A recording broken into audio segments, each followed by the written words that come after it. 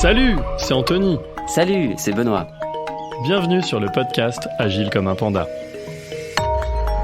Le podcast qui chaque semaine te donne les clés pour comprendre et maîtriser les subtilités de l'agilité. Alors, ne reste pas agile comme un panda et traverse cette jungle d'incompréhension avec nous. Agile comme un panda.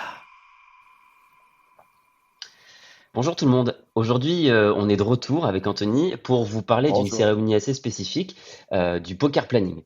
Alors, le poker planning, ça s'inscrit dans le sprint planning. On va vous parler déjà de qu'est-ce que le sprint planning.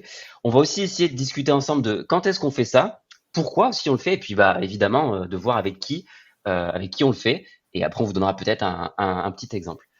Anthony, on commence peut-être par expliquer exactement ce qu'est le sprint planning, qui englobe justement la technique de poker.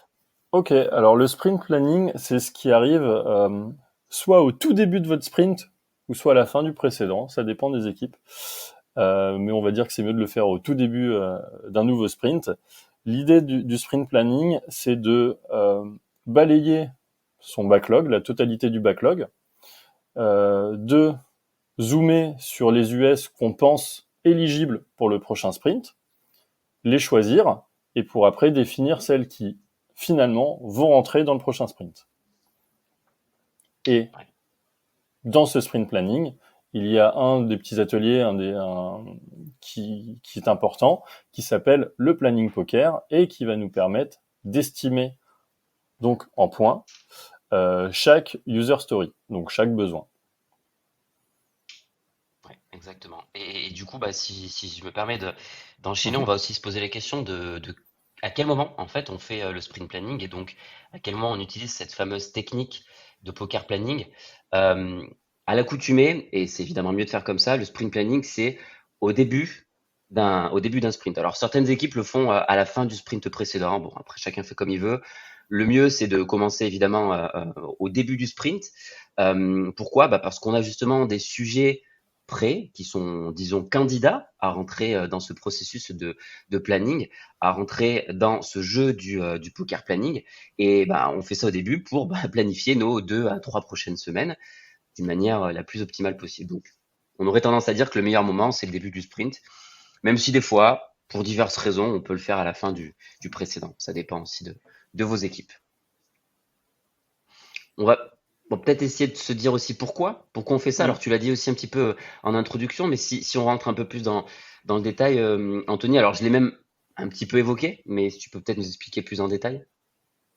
Donc le planning poker, pourquoi faire? C'est bien la réponse que tu veux, Benoît. Ouais, exactement. C'est ça que je veux.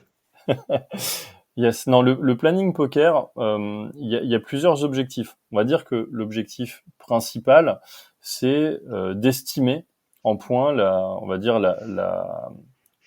charge de travail et la difficulté de chaque US proposé. On va dire ça, c'est l'objectif principal. Mais il y a des objectifs qui sont un peu cachés derrière, comme valider la compréhension d'une US par l'équipe. Et plus la compréhension de l'équipe sera élevée et précise, et du coup moins on risque de perdre de temps et de revenir un peu sur le sujet lors du déroulement du sprint. Donc tout le temps qu'on passe à comprendre une story dans le planning, c'est du temps de gagner dans l'exécution sur le développement du sprint. Ouais. Oui, parce que en fait, il n'y a rien de pire que de donner une estimation, quelle qu'elle soit, et puis en cours de sprint, de se dire c'est beaucoup plus compliqué. Généralement, quand c'est beaucoup plus simple, ça pose pas de problème. Mais quand c'est beaucoup plus compliqué et que peut-être on double, voire on triple le nombre de points de l'estimation, ça crée toujours des tensions, de l'incompréhension. Donc l'idée, c'est que tout le monde doit être focus et la présentation des US doit être claire. Donc ça veut dire que le PO a dû faire son travail en amont pour expliquer de manière la plus claire possible et répondre à toutes les questions de l'équipe.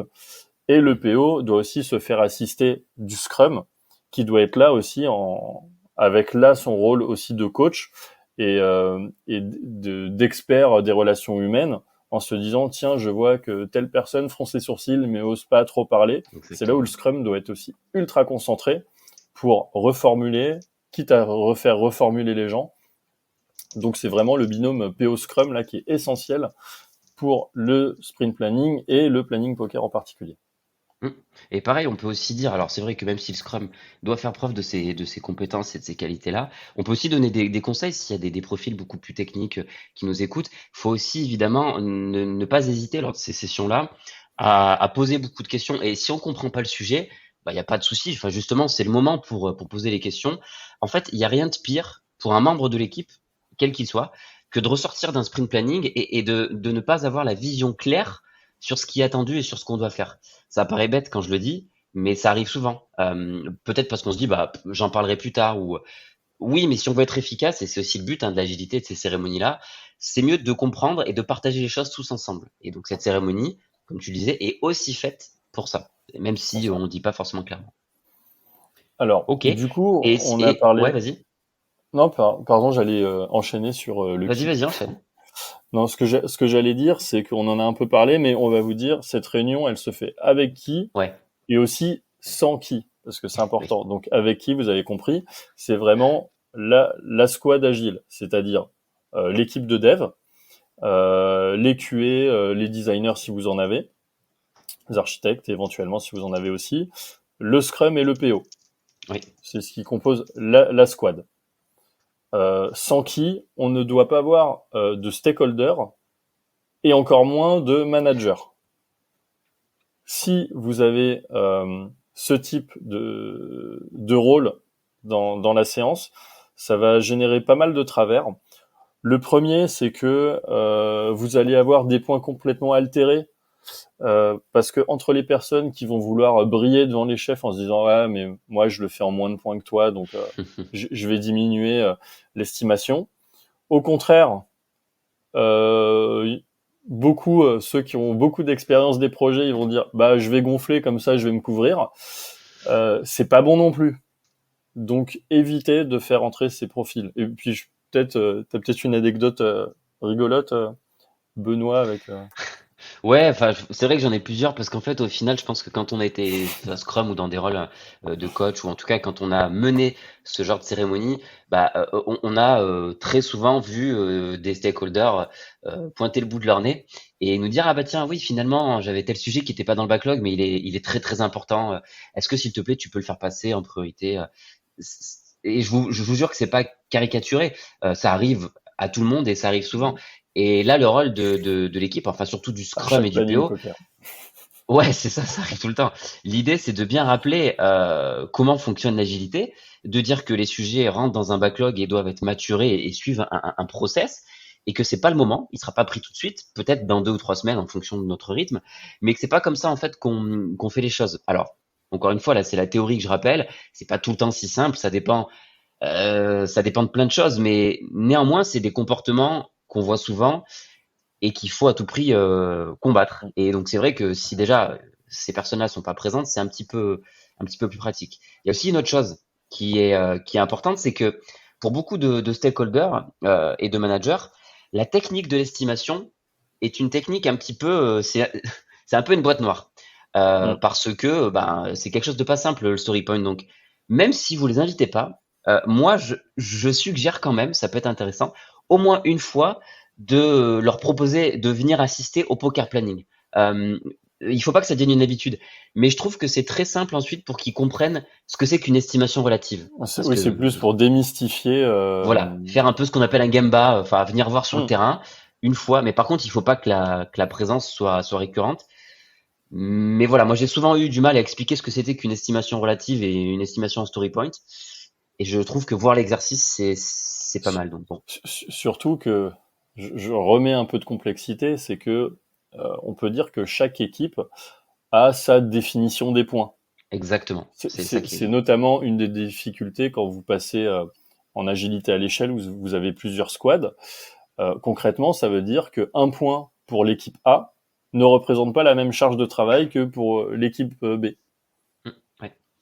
Et Bah, c'est ça qui, en plus, rend le truc encore plus opaque et difficile à comprendre mmh, pour mmh, des mmh. gens qui ne font pas partie de la squad. Ouais, c'est sûr. Je pense que ce serait intéressant de faire justement un podcast spécifique sur ce sujet-là, mais c'est Mm. vrai qu'effectivement, ça fait partie des grosses complexités, des choses pas faciles à Appréhender, ouais. véhiculer, à expliquer, ouais, mais qui sont aussi importantes parce que dès que la, dès qu'on n'a pas confiance dans l'estimation de l'équipe, bah en fait là ça marche plus trop et c'est vrai que c'est très très compliqué. Donc C'est sûr. je pense que ça faut qu'on en fasse un sujet à part entière. Euh, On rentre peut-être dans Dans le le détail comment, ouais. ensuite. Ouais, Mm. dans le comment du poker planning. Tu veux que j'explique, enfin que j'introduise un peu peut-être Allez, le sujet, ça te va? Bon, donc comme le disait Anthony, le poker planning, c'est une technique, si ce n'est la technique la plus utilisée pour justement estimer des tickets, des tâches, des choses qu'on doit faire. Estimer en fait en story point, d'accord? Comme on le disait, les estimations en agilité, c'est des estimations relatives. C'est-à-dire, on va estimer un ticket, une tâche, par rapport à un autre. C'est vraiment comme ça que ça fonctionne. Est-ce que celle-ci est plus grande que celle-ci et dans quelle amplitude? Donc en fait, le poker planning se base encore une fois, la plupart des cas, sur la suite de Fibonacci. C'est-à-dire que chaque chiffre, en fait, est égal à la somme des deux précédents. Donc, on commence avec un 1, 2, 3, 5, 8, 13. Souvent, on s'arrête à 13. Après, on peut aller plus loin si on veut. On peut faire 20. Bon, donc ça là, dépend des équipes. concrètement, comment ça se Vas-y, Anthony. matérialise? C'est vous avez des cartes, un jeu de Des cartes, cartes. et en fait, sur chaque carte, vous avez une valeur, donc qui sont justement ceux que vient de décrire Benoît, donc une carte avec un 1, un 2, un 3, un Hum, 5, un 8, etc. exactement. Et donc oui, enfin tu fais bien de le dire parce que c'est de là que vient le nom poker. Donc on a des Mm. cartes. On peut le faire avec des applications mobiles aussi. Maintenant, ça se fait pas mal. Il y a des sites qui le font quand on est en remote. Mais donc le principe, comment ça se passe? On a le product owner qui prend la user story la plus prioritaire dans le backlog, celle qu'on est censé implémenter en premier, qui l'explique, qui la réexplique parce que c'est important qu'il y ait cette compréhension-là. On le disait tout à l'heure. Sur cette base-là, tout le monde dit OK, c'est bon, j'ai compris ce qui est attendu. Ou Et on alors va il pose des procéder au, questions. au poker planning. Ou alors on pose des questions et on continue à expliquer. Et on procède vraiment au poker planning en tant que tel. Donc comment ça se passe? Chacun va choisir la valeur que pour lui représente l'effort à fournir sur cette user story, la pose face cachée sur la table, et puis tout le monde les retourne au même moment. Donc ça, c'est la première étape. Ce que va devoir faire le Scrum Master à ce moment-là, c'est de dire, tiens, je vois qu'il y a des extrêmes. Je vois que quelqu'un a mis 1 et que quelqu'un d'autre a mis un 8, par exemple. Donc là, on va confronter les deux points de vue et on va dire, bah, tiens, pourquoi toi tu as mis 8? Donc tu penses que c'est quand même assez complexe. Pourquoi toi tu as mis 1? Et puis on commence à argumenter avant de passer au deuxième tour. Et le deuxième tour, en fait, bah, ça sera tout simplement, étant donné les arguments qu'on a entendus, on va voter une deuxième fois et puis on va essayer de tomber sur un consensus une fois qu'on a entendu les arguments de tout le monde. Et c'est intéressant d'attendre des arguments extrêmes parce qu'il y a certainement des choses auxquelles on n'a pas pensé et ben le collectif fait que on n'oublie pas ce genre de choses-là. Mm. C'est Et ce super qui se important. passe entre le moment, enfin entre les deux estimations et l'estimation, parfois trouver le consensus peut être difficile. Donc il y a plusieurs règles qui peuvent se mettre en place. La principale, c'est de dire que souvent la personne qui va être en charge du ticket, de la user story, on va dire que c'est son estimation qui fait foi. Un exemple, vous avez 4 personnes qui votent, celui qui doit faire l'US dit que ça fait 5 points et tous les autres mettent 8 points. Le consensus devrait nous faire dire qu'on va plus se porter vers 8, mais si la personne qui va avoir la charge du ticket, qui va en être responsable, dit ça fait 5, et ben on va noter 5 points. Ça, exactement. Mais ça reste quand même dans une logique de consensus. L'idée, c'est pas forcément de calculer une moyenne. Donc c'est la particularité de cet entre-deux tours. Ouais. C'est vrai que les débats entre deux tours, c'est toujours très animé. C'est toujours très animé. Mais non, c'est vrai que la technique est assez efficace et peut-être un tout petit retour parce que je ne l'ai pas expliqué en préambule. Je parle d'estimation relative. En fait, ce qu'il faut savoir, et tu le disais aussi, Anthony, chaque équipe va avoir un story point qui vaut pas la même chose. Et pourquoi en fait? C'est parce que le story point, ça doit normalement ressembler au plus petit effort que vous devez faire pour développer, implémenter une user story. Donc en fait, c'est votre référence. Donc cette référence-là, c'est celle qui va vous servir à planifier toutes les autres. Mais il faut savoir que au cours de la vie d'une équipe agile, cette référence, elle peut évoluer. le plus petit effort que vous avez fourni sur un sujet peut devenir encore plus petit dans quelques sprints, et le plus gros, encore plus gros. Donc en fait, comme c'est relatif, et comme c'est lié à l'équipe, à la techno qu'elle utilise, au sujet qu'elle implémente, bah, vous comprenez bien que effectivement, d'une équipe A à une équipe B, bah, le story point ne voudra pas du tout la même chose. Voilà, je pense que c'était important euh, de Et préciser ça. j'ai envie de rajouter une autre chose un peu pour bomber ce podcast, c'est que n'oubliez pas, d'ailleurs pour les plus curieux, d'aller dans le dictionnaire et de voir ce que veut dire le mot estimation. Une estimation, par définition, bon, je reprends les mots de Mehdi Balza, mais par définition, une estimation, c'est quelque chose qui n'est pas exact. Donc qui est fausse, enfin entre guillemets, qui n'est pas absolument vrai. Donc une estimation n'est pas un engagement, donc commitment, comme on le dit en anglais dans l'agilité, mais plutôt une implication, donc involved, donc c'est-à-dire l'équipe s'implique pour faire du mieux possible pour respecter ce qu'elle a estimé au cours du planning poker et du sprint planning. Et c'est important ce vocabulaire, Anthony. C'est vrai qu'on parle souvent de commitment en agilité, mais en fait, on parle de commitment sur les objectifs de sprint et pas sur l'estimation ou pas sur le contenu du plan. Et c'est une notion qui est très différente, c'est-à-dire que on fait notre planning, on dit voilà ce qu'on fait en termes de tâches. Donc du coup, on a ces objectifs-là à livrer en fin de sprint. Ok, on se commit là-dessus, on fait tout ce qu'on peut pour y arriver. Mais après le plan, bah, on sait qu'il est soumis aux aléas. Et voilà, et à tous ces imprévus. Et c'est très important de le comprendre. Et c'est au Scrum de véhiculer aussi ces bonnes pratiques et de faire comprendre petit à petit qu'il y a des petites notions différentes. Bah, du coup, je pense que c'est assez clair. Et pour continuer Ouais. sur ce que tu dis sur le Scrum, je pense qu'on va passer au takeaway et au coup de bambou. Ouais, tout à fait. Du coup, je continue les coups de bambou pour cette Vas-y. saison 2. Ouais, bah de toute façon, c'est bien que c'est toi qui as le rôle du méchant, donc il n'y a pas de souci. Moi, ça me va bien That's cop. de faire les takeaways.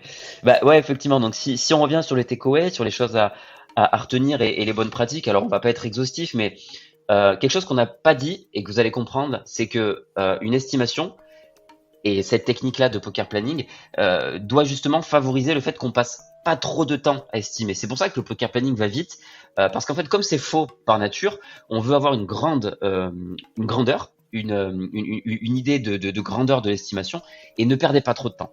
Voilà, c'est pas le but. Donc ça, c'est le premier takeaway. Ensuite, les deux suivants, ça va plutôt être lié aux deux rôles phares, Scrum Master et Product Owner. Quelques conseils.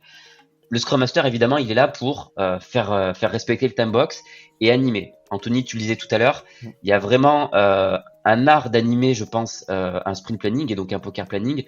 Et le Scrum Master, il doit vraiment être très efficace là-dessus. Et le Product Owner, il doit, lui, s'assurer vraiment que les sujets qu'il présente et qui sont pris en planning soient compris. Que la personne au fond de la salle ou le développeur qui a pas trop envie de participer ou qui pose pas de questions ait quand même compris le sujet. Et on passe au coup de bambou. Donc, comme j'avais dit précédemment, il ne faut pas oublier que une estimation, par définition, n'est pas exacte. Donc, gardez bien ça en tête. Le deuxième point, c'est qu'on parle d'implication et non d'engagement. Donc, comme on vous l'a dit, on s'implique, l'équipe s'implique à respecter les objectifs, mais pas forcément le plan de delivery. Le troisième point, ça va rejoindre aussi, c'est un corollaire de ce que disait Benoît sur le Scrum, c'est qu'il doit s'assurer de ne perdre personne pendant la réunion. Comme on vous l'a dit en préambule, le but c'est de passer un temps efficace d'estimation plutôt que de revenir sur des besoins en cours de sprint, ce qui souvent ne fonctionne pas.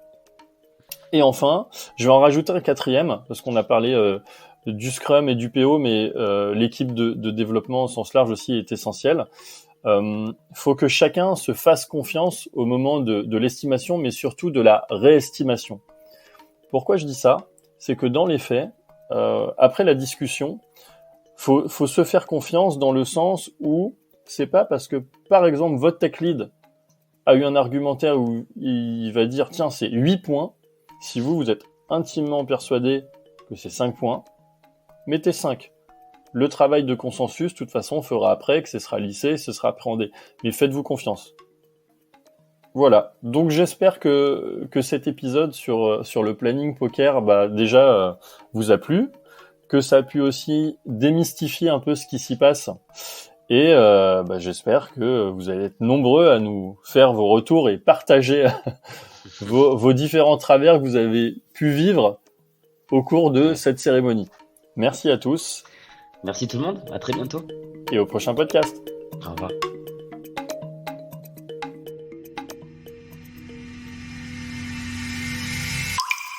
Agile.